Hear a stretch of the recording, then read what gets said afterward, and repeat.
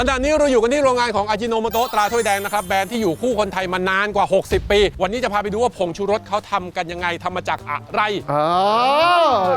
ดีใจมากๆเลยต้องบอกว่าพวกเราเสือร้องไห้เนี่ยจริงๆอยากมาถ่ายโรงงานต่างๆอยู่แล้วเพราะว่าตอนเด็กๆพวกเราชอบดูพวก making of ทั้งหลายเฮ้ยพี่ผมดูเหมือนกัน making of baby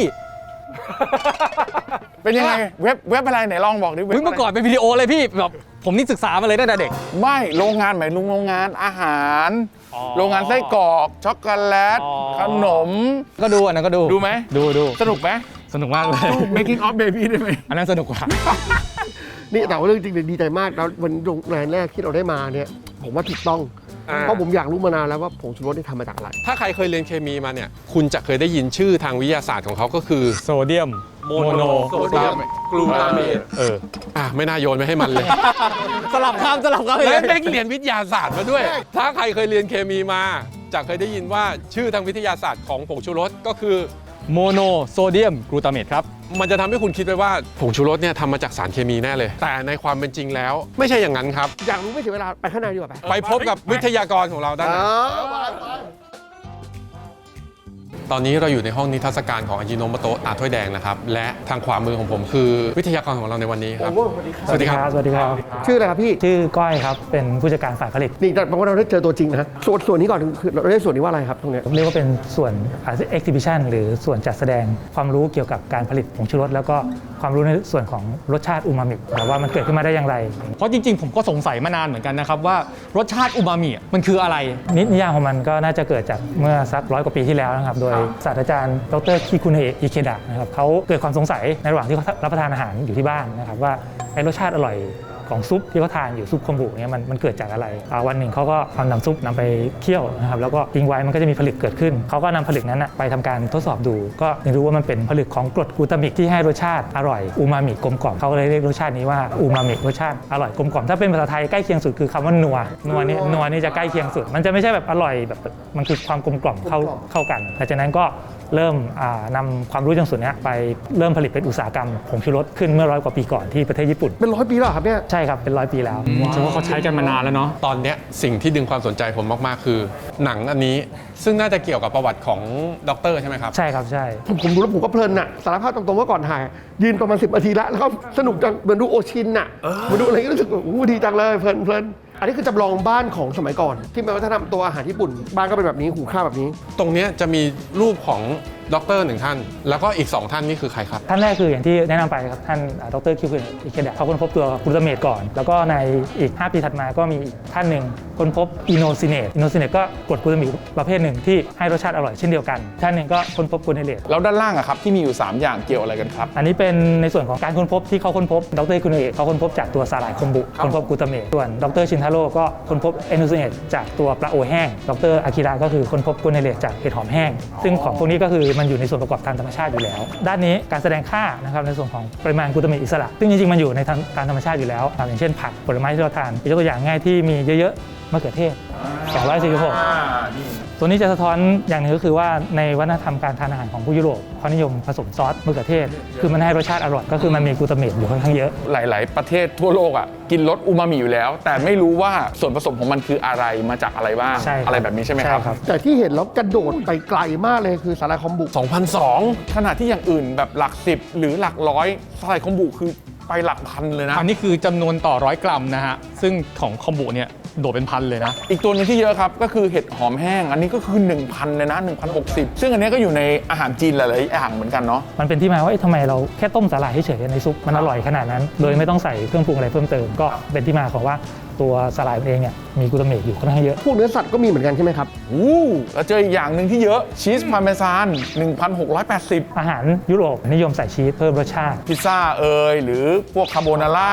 พาสต้าทั้งหลายเนี่ยนี่เยอะมากอีกอันนึงที่ค่อนข้างเยอะเลยคือแฮมครับแฮมจะอยู่ที่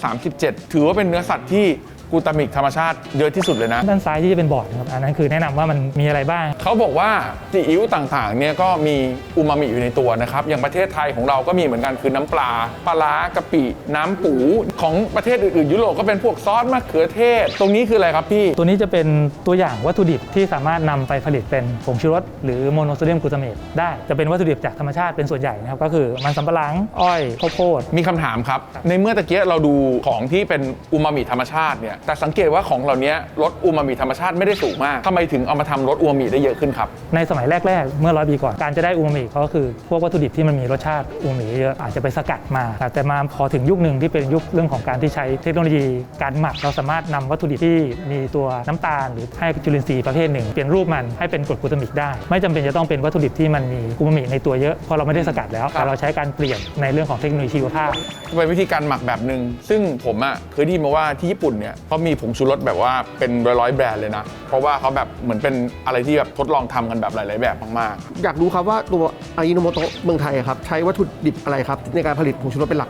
ก็เราใช้วัตถุดิบหลักจากธรรมชาติก็คือตัวมันสำปะหลังนะครับที่ผลิตในประเทศไทยเป็นหลัก ปลูกที่เมืองไทย ใช่ครับผมก็จริงเราเป็นลูกค้ารายใหญ่ที่ซื้อมันสำปะหลังแล้วนำมาแปรรูป สิ่งนี้แหละที่เป็นตัวช่วยที่ทำให้อาหารในของเราเนี่ยมีรสชาติกลมกล่อมอร่อยด้วย นี่คือตัวอย่างของที่วิธีการผลิตเหรอครับ ใช่ครับผมอันนี้จะเป็นภาพจำลองกระบวนการผลิตผงชูรสในโรงงานของเรา อย่างที่บอกไปวัตถุดิบหลักจากธรรมชาติไล่มันสำปะหลังจำลองเราเป็นแป้งมันสำปะหลังฉะนั้นก็อยู่ในถุงจัมโบ้แบ็กแบบนี้ครับเก็บที่โกดังของเราการนำไปใช้คือต้องเปลี่ยนแป้งให้เป็นน้ำตาลหลักการก็คือน่าจะเป็นวิทยาศาสตร์ตอนที่เราประถมนะคุณครูชอบให้เราอมข้าวแล้วรู้สึกว่าหวานหลักการเดียวกันก็คือใช้เอนไซม์ย่อยแป้งให้เป็นน้ำตาลพอเราได้วัตถุดิบน้ำตาลแล้วมันก็คือวัตถุดิบหลักให้จุลินทรีย์ของเราเนี่ยในการที่จะเข้าไปสู่กระบวนการหมักโดยใช้จุลินทรีย์เปลี่ยนน้ำตาลให้กลายเป็นกลูตามิกขั้นตอนต่อไปก็คือการแยกตัวกรดกลูตามิกออกจากน้ำหมัก ที่ถังนี้ ใช่ครับกระบวนการตกผลึกก็คือใช้วิธีการปรับสภาพนะครับให้มันตกผลึกเป็นกรดกลูตามิกออกมา แล้วก็ตัวน้ำก็แยกออกไป ตัวน้ำเราก็ไม่ได้ทิ้งนะครับตัวน้ำนี่คือสามารถนำไปทำเป็นปุ๋ยน้ำได้อีกทีหนึงเรามีแบรนด์ด้วยของเราก็คือปุ๋ยน้ำอามิ อ๋อโอเค นั่นก็คือผลิตภัณฑ์หนึ่งที่ได้จากกระบวนการผลิตของอาจิโนโมโตะ ใช่ครับผมสุดท้ายแล้วเนี่ยไปทำการแยกให้บริสุทธิ์ยิ่งขึ้นนะครับมีการใช้เรียกว่าเป็นฐานกำมันลักษณะคล้ายๆเครื่องกรองน้ำที่บ้านเรากรองแยกสีแยกกลิ่นดูดซับออกไป เราก็จะได้น้ำผงชูรสที่มันบริสุทธิ์เยอะขึ้น แล้วก็ไปเคี่ยว ให้ตกผลึก ใช่ครับเคี่ยวให้ตกผลึกท้ายแล้วเนี่ยพอตกผลึกออกมาก็จะไปคัดแยกไซส์นะครับขนาดต่างๆนะครับ ตอนนี้เรารู้แล้วนะครับว่าวัตถุดิบหลักเนี่ยมาจากธรรมชาติต่อไปดูขั้นตอนผลิตว่าทำอย่างไรครับ พี่ครับตรงนี้คืออะไรครับ ตรงนี้เป็นจุดแรกที่เริ่มต้นของการนำน้ำมาใช้ในโรงงานทั้งหมดเราดึงน้ำจากแม่น้ำป่าสักที่อยู่ประมาณ4 กิโลเมตรจากโรงงานดึงเข้ามาแล้วก็บำบัดก็นำมาใช้ในการผลิตแล้วก็ใช้งานทั่วไปในโรงงาน ต้องบอกก่อนว่าตอนนี้เราอยู่ที่อยุธยานะครับแล้วเราก็ดึงน้ำจากแม่น้ำป่าสักมาใช้ทีนี้ถามนิดนึงครับว่าในอุตสาหกรรมนี้ใช้น้ำเยอะมากขนาดไหนครับถึงต้องดึงน้ำจากแม่น้ำมาใช้เลย เราดึงน้ำมาใช้เนี่ยเฉลี่ยวันละ 500,000 ลิตร เยอะมาก ใช้เสร็จแล้วก็มีการบำบัดเพราะว่าแล้วก็ปล่อยกลับคืน พ่อผมเคยอยู่โรงงานส่วนใหญ่โรงงานใหญ่ ๆ ทุกที่จะมีโรงบำบัดน้ำของตัวเอง ที่นี่ก็มีใช่ไหมครับ ใช่ครับ หลายๆคนอาจจะถามว่าเฮ้ยทำไมพี่ต้องนั่งรถกอล์ฟด้วยดูโรงงานแค่นี้ที่นี่กว้างมากประเมินด้วยสายตานะผมว่า100 ไร่เนี่ยอาจจะมีประมาณกี่ไร่ครับพี่ ตัวพื้นที่โรงงานจริงๆครับประมาณ 1,700 ไร่ แต่ว่าส่วนที่เราใช้งานอยู่ตอนนี้อยู่มา170 กว่าไร่ โอ้นี่บ่อบำบัดเหรอครับ ใช่ครับเป็นบ่อที่น้ำบำบัดแล้วรอปล่อยตรงจุดนี้เรามี2ด้านที่อยากให้รับชมก็คือด้านขวาที่เป็นตัวน้ำที่บำบัดเสร็จแล้วรอปล่อยออกส่วนด้านซ้ายอันนี้จุดผลิตตัว by product ของกระบวนการผลิตผงชูรสที่เราเรียกว่าปุ๋ยน้ำอามินะครับมันก็คือตัวน้ำหมักที่แยกเอากรดกลูตามิกออกไปนะครับแล้วก็นำมาเก็บไว้ที่นี่รอขายให้กับเกษตรกรจะมีรถด้านหลังตรงนู้นนะเห็นรถ6 ล้อ 10 ล้อเขียวๆที่จอดอยู่อันนั้นคือรถแท้งที่จะไปรับปุ๋ยไปพ่นในไร่มันสำปะหลังไร่อ้อยครับจะให้ผลดีซื้ออ้อยเขาก็ขายปุ๋ยเขาต่อ สงกรานต์ที่นี่น่าจะสนุกครับเราเล่นน้ำกัน ไม่น่าใช้น้ำ เอาพี่ โอ้ยิ่งฉีดยิ่งโตเงี้ยเหรอ ตรงจุดนี้ครับที่เราแวะเข้ามาคือโรงไฟฟ้าชีวมวลที่โรงงานของเราก็คือมีการผลิตไฟฟ้าใช้เองด้วยนะครับโดยใช้แกลบในการเผาก็จะได้เป็นไอ้น้ำออกมาใช้ไอ้น้ำเนี่ยไปปัดไฟอีกทีหนึ่ง นี่คือผลิตไฟฟ้าใช้เองของนี่เหรอครับ ใช่ครับผม โอ้ ประมาณครึ่งหนึ่งของโรงงานครับ อย่างนี้มีใครเอาไฟของโรงงานไปปั่นบิตคอยอะไรบ้างไหมฮะ ไม่มีครับไม่มี โอ้โหสบายเลยนะ ตัวโรงงานที่ผลิตไฟฟ้าก็คือตัวสีเหลืองก้อนนี้ใช่ไหมครับ ตัวนี้จะเป็นไซโลเก็บแกลบนะครับตัวโรงงานโทษทีนะครับด้านนู้นครับ พระเจ้าช่วย เห็นบอกว่ามีการเผาแต่ตรงเนี้ยไม่มีควันอะไรออกมาเลย เราก็มีการควบคุมนะครับไม่ให้มีค่าของควันอะไรต่างๆเกินตามที่กฎหมายกำหนดการเผาไหม้สมบูรณ์นะครับการวัดค่าไอเสียออกจากปล่องพวกนี้อันนี้มีกฎหมายควบคุมอยู่ ด้านหน้าที่เราเห็นเป็นเลข 1 2 3 คืออะไรครับพี่ อันนั้นจะเป็นสถานีโหลดแกร็บจากรถขึ้นมาที่ไซโลด้านหลังเรานะครับต้องทำเป็นระบบแบบนั้นคือมันจะป้องกันเรื่องฝุ่นครับตัวรถจะไม่ได้มาเทลงแล้วก็มีฝุ่นฟุ้งนะครับตัวรถจะเข้าไปในสถานีเทลงในสเตชันแล้วก็มีระบบดูดฝุ่นไม่ให้เกิดฝุ่นฟุ้งไปในบริเวณรอบโดยรอบ แค่ระบบน้ำระบบไฟที่นี่เนี่ยยังไม่ทันเข้าเรื่องก็อลังการมากอะนะ ว่ะนี่ยังไม่เข้าขั้นตอนการผลิตเลยนะเนี่ย การผลิตมันต้องเริ่มต้นจากเขาเรียกหน่วยยูทิลิตี้ก่อนนะครับต้องมีน้ำมีไฟมีไอ้น้ำพวกนี้ครับเราก็ต้องเตรียมการให้พร้อมก่อนตรงจุดนี้จะเป็นระบบบำบัดน้ำเสียก็น้ำเสียที่เกิดในระบบทั้งหมดของเราก็มาผ่านกระบวนการเป็นระบบที่เขาเรียกว่าใช้จุลินทรีย์ร่วมด้วยนะครับแล้วก็มีสารเคมีบางตัวที่ปรับสภาพให้จุลินทรีย์มันสามารถเจริญเติบโตได้เพราะว่าน้ำเสียของเราจะเป็นพวกเขาเรียกในเชิงของชีวภาพก็คือเหมือนพวกคาร์บอนมันสามารถย่อยสลายได้ด้วยจุลินทรีย์หลายชนิดจะไม่ได้มีพวกสารเคมีโลหะหนักเจือปนเพราะงั้นเราก็ไม่มีปัญหาเรื่องนั้นไป จะบำบัดง่ายหน่อย เห็นมีการเปลี่ยนสีของน้ำด้วยมันจะดูเขียวๆนิด จริงๆ ถ้าเราไปดูที่รางมันจริงๆ ตรงที่ปล่อยน้ำมันจะสีใสๆอย่างที่บอกบางบ่อเราต้องมีการปูผ้าใบตัวบ่อมันเองมันมีพวกความเค็มความเปรี้ยวของดินอยู่ครับเพราะน้ำเราไปปนเนี่ยเดี๋ยวน้ำเราก็จะไม่ดี ถ้าเราไปดูที่น้ำจริงๆเนี่ยใสยืนยันครับว่าใสเมื่อสักครู่เราวนไปดูพวกระบบ utility supply ให้โรงงานครับอันนี้เรามาเริ่มต้นจริงๆ แล้วกับจุดเริ่มต้นของกระบวนการผลิตนั่นก็คือ โกดังแป้ง โกดังแป้งนะครับอันนี้เรากำลังขนแป้งลงเพื่อเก็บเตรียมนำใช้งานต่อไปนะครับ ๆว้าวนี่โอ้ถุงหนึ่งนี่ผมว่าหลายร้อยโลนะเนี่ย เป็นถุงขนาด1 ตัน โว้ถามนิดนึงครับข้างในเนี่ยเวลาเอาพวกแป้งมาส่งเนี่ยครับเราต้องเก็บไว้กี่วันหรือใช้ได้เลยหรือว่าแล้วแต่อะไรอย่างเงี้ยฮะ มาก็ใช้ได้เลยแต่ว่าเราเนื่องจากเป็นขนส่งมาไกลครับเกือบ 100% เนี่ยแป้งที่รับมาจากทางภาคอีสานเราก็จะมาเก็บสต็อกไว้ก่อน เพื่อให้มีเขาเรียกเซฟตี้สต็อกในการใช้งานเพราะวันหนึ่งเราใช้ประมาณ 2-300 ตัน ต่อวัน ใช่ครับผม แสดงว่าที่อาจิโนโมโตะคือรับมันสำปะหลังมาไม่ได้เป็นหัว แต่จะรับเป็นแป้ง ใช่ครับ ก็คือมีที่อื่นเขาโม่มาให้แล้ว ใช่ครับผม อ๋อ เราเข้าไปดูใกล้ๆได้ไหมครับ ได้ครับผม โอ้โห นี่ใช่ไหมที่บอกวันละ2-3 แสนกิโล ใช่ครับ ผมสังเกตว่าเขาจะซ้อนกันไม่เกิน 3 ชั้น อันนี้เป็นมาตรฐานความปลอดภัยป่ะครับ ใช่ครับผม คือถ้าซ้อนกัน4ถุงขึ้นไปเดี๋ยวถุงล่างมันแตก จริงๆแล้วมันจะล้มมากกว่า ไม่ปกติเขาเล่นมุกเกี่ยวกับการเก็บ อันนี้คาแรคเตอร์ของเขาจะเป็นคน ช่างมันเถอะครับ เป็นคนยังไงครับ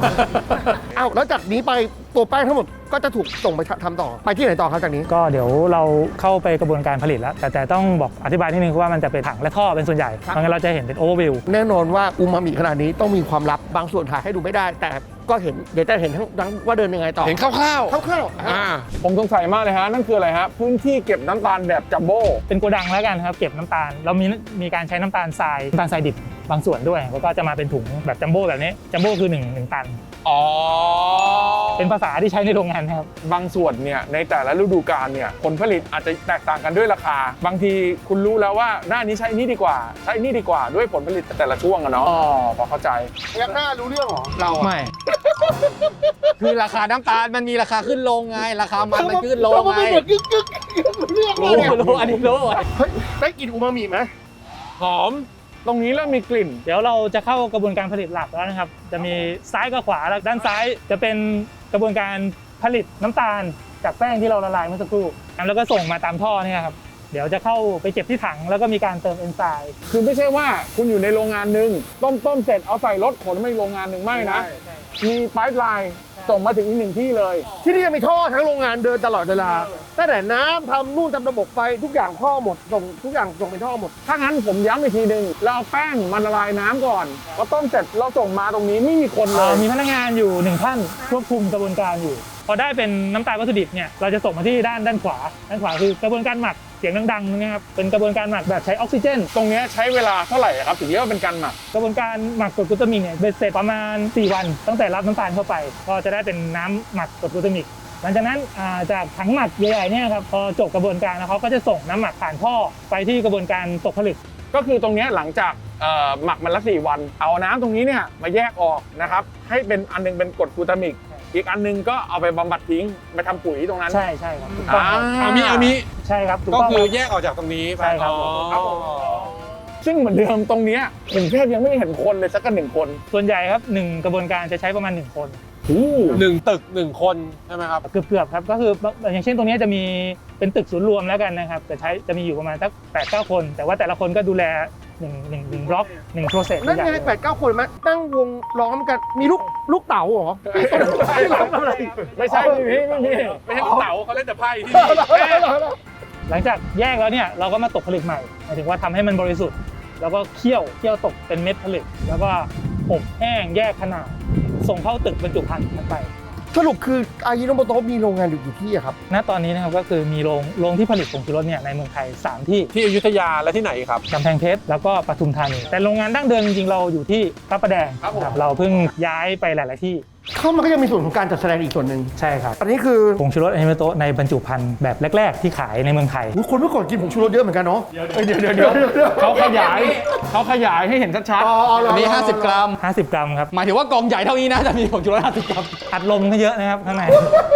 นี่แต่พวกนี้ก็เป็นป้ายเก่าแบบคลาสสิกเลยอะป้ายแดง ๆขวดนี้น่ารักมากเลย สมัยก่อนดูดิขวดแค่นี้เป็นขวดเล็ก ขวดน้ำหอมขวด ๆเหมือนขวดน้ำหอมขวดอะไรอย่างเงี้ย ผมชอบตรงนี้ครับ เหมือนเป็นการสะกดทับศัพท์รุ่นเก่า อายิโนโมโตะ อายิโนโมโตะจริงๆกำเนิดอย่างที่อธิบายไปก็คือกำเนิดที่ญี่ปุ่นประมาณ100 กว่าปีแล้ว แต่ว่าโรงงานนอกประเทศญี่ปุ่นแห่งแรกก็คือที่เมืองไทย โรงงานพระประแดงก็อันนี้เป็นภาพบรรยากาศโรงงาน 60 กว่าปีที่แล้ว อันนี้เป็นตัวอย่างโฆษณาที่เคยลงในสมัยนั้น สมัยก่อนสรรพคุณจะเยอะมาก ใช้สำหรับหยอดในน้ำซุปและแกงต่างๆ ผสมกับขนมซึ่งทำด้วยฟองเป็ดและฟองไก่ อ๋อ สมัยก่อนเขาใช้คำว่าฟองแทนไข่ ผสมกับแป้งซึ่งทำขนมคล้ายกับพุดดิ้งชุดชนิดทำให้ว่าท่านได้อาชิโนโมโตะแล้วควรสังเกตว่าจะทวีรสขึ้นอีกเพียงใด บัดนี้ได้มีผู้นิยมในอาชิโนโมโตะกันมากแล้ว ถ้าท่านยังไม่เคยได้ลองดู คงจะเห็นว่ามีโอชารสอย่างยอดยิ่ง โอ้โหเป็นการโฆษณายุคเก่ามาก อันนี้น่าสนใจแล้วแต่ผมเหลือไปดูนะที่น่าสนใจกว่านะครับคุณสมบัตินะครับวิเศษอย่างน่ามหัศจรรย์นะครับช่วยชูรสอาหารต่างๆให้ดีขึ้นนะครับขับเข้าทุกอย่างแกงจืดเผ็ดผักต่างๆ ตลอดทั้งใส่ในวิสกี้กับโซดา ฮะ เอาละเย็นนี้เจอกัน พี่ก้อยครับชุดยูนิฟอร์มที่ต่างสีกันอย่างเงี้ยมันฟังก์ชันการทำงานเขาต่างกันปะครับ ใช่ครับผมเป็นตัวกำหนดให้เราดูว่าใครทำหน้าที่อะไรได้ส่วนหนึ่ง เช่น สีขาวอาจจะเป็นคนคุมเครื่อง สีเหลืองอาจจะเป็น QC อย่างเงี้ยครับ นี่แต่จะบอกว่าพอมาดูจริงระบบเท่มากเลยนะปึ๊บปั๊บบรรจุแล้วมาดูดิเรียงสวยออกมาเลย อันนี้ผมถามต่อจากตอนที่เราแยกมาได้ครับ พอเราได้เกร็ดมาแล้วอะครับก่อนจะมาเป็นตรงเนี้ยครับทำยังไงบ้างครับ พอเราได้เกล็ดผงชูรสมาแล้วนะครับจริงๆด้านบนของอาคารนี้ก็จะมีอีกกระบวนการหนึ่งก็คือตัวผลึกที่ได้มามันก็จะมีหลายๆไซส์นะครับการคัดแยกไซส์ก็คือจะใช้เป็นตะแกรงแบบออโตเมติกก็คือเขย่าเคลื่อนไหวไปนะครับแล้วก็ไซส์ที่เราต้องการก็จะไปอยู่ในฮอปเปอร์ก็คือถังหนึ่งนะครับแล้วก็ของที่ไม่ต้องการก็อีกถังหนึ่งหลังจากนั้นก็คือเก็บสต็อกไว้ข้างบนรวมทั้งก็มีตัวสายพานลำเลียงที่ส่งตัวผงชูรสเนี่ยเคลื่อนไหวมาตลอดเวลาลงมาตามท่อพนักงานจะไม่ได้สัมผัสตัวผงเลยตั้งแต่มันอบแห้งมามันจะอยู่ในระบบท่อทั้งหมดลงมาที่เครื่องนะครับตัวเครื่องก็จะลงบรรจุเลย พอไอ้ท่อนั้นลงมาผมจะเห็นว่าจะมีผ้าที่รับอยู่อันนั้นอันหนึงตัวนั้นคือจะไปทำอะไรครับ ผ้ากรองฝุ่นเพราะผงชูรสจริงๆมันก็มีฝุ่นของมันนะถ้าลงมาก็จะมีฝุ่นก็ตรงนี้เราจะมีผ้ากรองคลุมไว้นะครับไม่ให้ของปนเปื้อนตกลงไปแล้วก็ไม่ให้ตัวฝุ่นมันเองกระจายออกมาด้วย แล้วก็เข้าสู่ระบบการแพ็คละเห็นไหมเป็นเครื่องจักรเร็วมาก ระบบการแพ็คน่าจะเป็นอันนั้นไหมฮะที่เป็นคล้ายๆกับเป็นกลวยขนมหวาน ใช่ครับ แล้วก็ฉีดมาแล้วก็มีถุงแล้วก็ตัดนะครับแล้วก็ออกมาจากตรงนั้น ก็จะเป็นลักษณะเหมือนกับเป็นช็อตลงมาในซองครับตัวจะมีกิปเปอร์เปิดซองปิดซองอัตโนมัติแล้วก็ซีลนะครับของแพ็กกิ้งเราจะแบ่งทั้งหมดเป็น3โซนนะครับโซนนี้คือเรียกว่าโซน A โซน A คือควบคุมความสะอาดแบบสูงสุดแล้วก็ถัดไปก็จะเป็นโซน B เดี๋ยวจะเป็นโซนที่หยิบซองที่บรรจุเรียบร้อยแล้วปิดผนึกแล้วใส่ไปในถุงอีกทีหนึ่งแล้วก็สุดท้ายก็จะลงกล่อง ชุดเหลืองที่ QC อ่ะหมอนั่นสกิลสูงมาก คือหยิบถุงลงมาแล้วให้คุณคิดนะว่ามันเป็นสายพานใช่ป่ะสายพานมันลำเลียงไปเขาหยิบออกมา1อันมันเกิดช่องว่างตรงนี้ใช่ป่ะแล้วสายพานไปเรื่อยๆเขาหยิบขึ้นมาดูระหว่างนั้นไอ้ช่องว่างมันเลื่อนไปเรื่อยๆเขาดูถุง1 2 3แล้วเขาโยนมันลงไปที่เดิมเว้ย คุณเขาอยู่ตรงนี้เขามืออาชีพไปแล้ว ที่อยุธยาเนี่ยทำได้อย่างเงี้ยฮะกี่ซองกี่โลในต่อวัน เราวัดเป็นจำนวนตันแล้วกันนะครับประมาณ200 ถึง 250 ตันต่อวัน ประมาณ 200 จัมโบ้ถึง 250 จัมโบ้ ถ้าเป็นหน่วยจัมโบ้ก็ใช่ครับ เฮ้ยคุณมาทำงานที่นี่ได้แล้วเนี่ย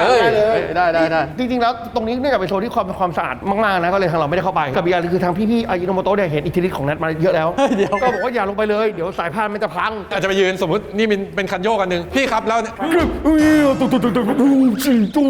ก็ดีแล้ว ไม่ไปดีกว่า คุณผู้ดูครับมีหนึ่งเรื่องที่น่าจะขัดกับความเชื่อและสิ่งที่คุณเคยรับรู้มาตั้งแต่เด็กๆผงชูรสอาจิโนโมโตะช่วยลดโซเดียมให้คุณได้ คือถ้าพูดว่าเฮ้ยส้มตำจานนี้ใส่ผงชูรสถ้าเป็นสมัยก่อนคนจะแบบอุ้ยเดี๋ยวจะผมร่วงหรือเปล่าโน่นนี่หรือเปล่า แต่จริงๆแล้วคือมันสามารถลดโซเดียมให้คุณได้ต่อ1มื้อให้คุณคิดภาพอย่างนี้ส้มตำคุณถ้วยหนึ่งอ่ะคุณต้องใส่เกลือ3น้ำตาลปี๊บอีก5 เพื่อให้ได้รสนัวที่คุณต้องการแต่ในขณะเดียวกันถ้าส้มตำจานนี้คุณใส่อายิโนโมโตะก่อน1ช้อนชาคุณจะสามารถไปถึงรสชาตินัวที่คุณต้องการได้โดยการใส่อาจจะน้ำปลาแค่2หยอก รส น้ำตาลอาจจะเหลือสัก2เกลืออาจจะใส่แค่1ครึ่งอะไรอย่างเงี้ยเพราะฉะนั้นพอรวมๆออกมาปั๊บโซเดียมมันกลับลดลง การลดโซเดียมไม่ใช่ว่ากินเข้าไปแล้วช่วยลดโซเดียมในร่างกายคุณไม่ใช่อย่างนั้น ไม่ใช่ แต่มันคือการที่ทำให้เราไม่ต้องปรุงหนัก ใช่แต่ได้รสชาติที่อร่อยเท่าเดิม แล้วพอเราไม่ต้องปรุงหนักเราก็ลดการใช้เครื่องปรุงที่มีส่วนผสมของโซเดียมได้เยอะเลย แล้วก็ยังเป็นตัวช่วยที่ทำให้รสอร่อยกลมกล่อมด้วย แล้วจากนี้มันก็จะไหลไปไหนต่อครับ ก็จะมาโซนถัดไป โอเค เฮ้ยสนุกว่ะเหมือนไปอควาเรียม ใช่เหมือนเหมือน นี่ ไป ไง แบบ แก๊งเสื้อชมพู เอ้ยน่ารัก อันนี้เป็นเฉพาะเดือนกุมภาพันธ์อย่างนี้ป่ะฮะ ใช่ครับไม่ใช่ครับ จริงๆแล้วมันเป็นผงชูรักนะครับมันก็เลยไม่ ชูรักชูรสแก๊งบานเย็นนี่ทำอะไรบ้างครับผม นำตัวซองที่บรรจุเรียบร้อยแล้วครับมาใส่เป็นเขาเรียก PE เหมือนกับเนี่ยที่เป็นซองขาวๆเนี่ยครับเนื่องจากว่าเวลาบรรจุเนี่ยมันจะลงกล่องอีกทีหนึ่งลูกค้าเพื่อความสะดวกในการหยิบนะครับก็เป็นถุงๆออกไปเลยอีกทีหนึ่งแต่ก็มีบางไซส์เหมือนกันที่เราไม่ได้ใช้เนื่องจากต้องการลดตัวพลาสติก พอมาดูอย่างนี้สบายใจเลยรู้สึกว่ามันแบบมันถึงมือเรามันสะอาดปลอดภัยมากๆเลยเนาะนี่แล้วสุดท้ายก็ข้างนอกก็จะเป็นตัวกล่องแพ็คไล่ไหมเป็นกล่อง พอเป็นกล่องไปปุ๊บท้ายรางตรงนู้นที่เห็นที่น้องเสื้อฟ้าอยู่เห็นตรงนั้นก็คือจะเป็นเขาเรียกออโต้พาเลตมันจะเข้าตัวโรบอทแล้วก็เรียงบนพาเลตตรงนี้น่าจะเป็นจุดสุดท้ายแล้วนะครับหลังจากที่บรรจุมาเรียบร้อยแล้วก็จะมาเก็บในโกดังครับเดี๋ยวเราไปดูกันข้างในว่าเหลืออยู่มากน้อยแค่ไหน เหลืออยู่มากน้อยเหมือนว่าวันนี้น่าจะขนออกไปเยอะแล้ว ใช่ครับผม ที่นี่ปิดกี่โมงครับ ประมาณ6 โมงเย็น 6 โมงเย็นแปลว่าอีกสักพักหนึ่งนะครับใกล้แล้วโอ้นี่ก็ไม่น้อยนะครับว้าวไม่น้อยนะตอนแรกผมคิดว่าจะเหลืออยู่แค่อันเดียวอ่ะเข้ามาคือแบบโอ้โห นายคิดว่าประเทศเราอะไรขับเคลื่อนด้วยส้มตำไม่งั้นไม่อร่อยต้องมีส้มตำต้องมี อันนี้คือจัดส่งทั่วประเทศเลยป่ะฮะ ใช่ครับผมก็จะไปตามศูนย์กระจายสินค้าต่างๆ ที่นี่มีทำแล้วส่งไปที่ต่างประเทศออกนอกบ้างไหมครับ มีบ้างครับอย่างเช่น ปัจจุบันเราจะมีอินเดียกับเกาหลีที่ส่งจากที่นี่ ครับ ครับแต่ถ้ามีโรงอื่นเช่นกำแพงเพชรก็จะเป็นพวกเพื่อนบ้านกัมพูชาพม่าลาวพวกเนี้ยครับ มีซองให้ดูไซส์นี้ของผมเนี่ยอยู่ที่250 กรัมก็ประมาณ1 ใน 4 โลนะครับ อันนี้ ข้างหลัง 80 กรัมครับผม ซึ่งข้างหลังก็มีสูตรวิธีการใช้งานอยู่แล้วนะ ว่าถ้าทอดเนี่ยใช้กี่ช้อนชาเท่าไหร่บ้างต่อเนื้อสัตว์กี่กรัมอะไร แต่พอมาดูแล้วรู้สึกสบายใจเนาะว่ามาดูโรงงานจนกระทั่งถึงขั้นตอนสุดท้ายจนสินค้ามาถึงมือเรารู้สึกว่าแบบมีคุณภาพสะอาดนะครับปลอดภัยและมาตรฐานจริงเนาะรู้สึกอยากกลับมากินผงชูเลย ใช่ วันนี้คันไม่อยากกินมากเลย อายิโนโมโตะเนี่ยก็เป็นบริษัทจากประเทศญี่ปุ่น เขามีโรงงานที่ญี่ปุ่นด้วยไหมฮะ มีครับยังมีอยู่ นี่ไม่มาถามชูมันเอ้ย เอาเลิกแล้วนี่ป้าเลิกกองเลิกกอ เริ่ ง มงานแล้วเหรอฮะ ใช่ครับ อันนี้เป็นเรื่องจริงเหรอครับ ใช่ครับ อ๋อได้เลยเหรอ จะเป็นพนักงานกะนะครับที่ทำงานเลิก4 โมงเย็น จริงๆ แล้วต้องบอกว่ามันไม่ใช่เกลือเนาะมันเป็นเหมือนแบบของดองประเภทหนึ่งที่แบบทำออกมาแล้วแบบมันทำให้อาหารอร่อยขึ้นนะผมมีทฤษฎีของผมคนหนึ่งว่าถ้าเกิดอะไรที่เอาไปดองมักจะอร่อย อันนี้ก็คือสิ่งที่เอาไปดองมาแล้วอะที่เอามาใช้เป็นเครื่องปรุงรสอีก1 ที น่าจะครบถ้วนเรียบร้อยดีใจจังได้มาโรงงานแรกเป็นโรงงานแบบอายิโนโมโตะอะอยากไปโรงงานต่อไปอีกหลายๆโรงเลยนะเกิดมีใครสนใจก็ลองติดต่อมานะครับอยากไปเยี่ยมโรงงานของท่านเหลือเกิน ถ้าไว้ใจนะฮะให้นัตตี้ไปอยู่ที่ไหน ก็ให้เขาลองลงมือแพ็คดู อย่าเลย นั่งรถมายังจะตกรถเลยตะกี้ ยังไงวันนี้ขอบคุณพี่ก้อยมากครับ ขอบ ที่ คุณ มา นะครับ ให้ความรู้กัน ครับขอบคุณ แล้วก็ มากครับ ขอบคุณทีมงาน ขอบคุณ ทุกๆท่านที่พาเดินทัวร์นะค ข รั อบบ คุณครับ ไปลองใส่เครื่องดื่มกัน เอาออก ขอบคุณ เอา คนดู ลังนึง ครับ เอาลังนี้ ขอบคุณครับ ก็ไปลอง กดไลค์ด้วยครับ ขอบคุณครับ แท็กซี่ดีกว่าอันดับ กด subscribe ด้วยครับ ขอบคุณครับ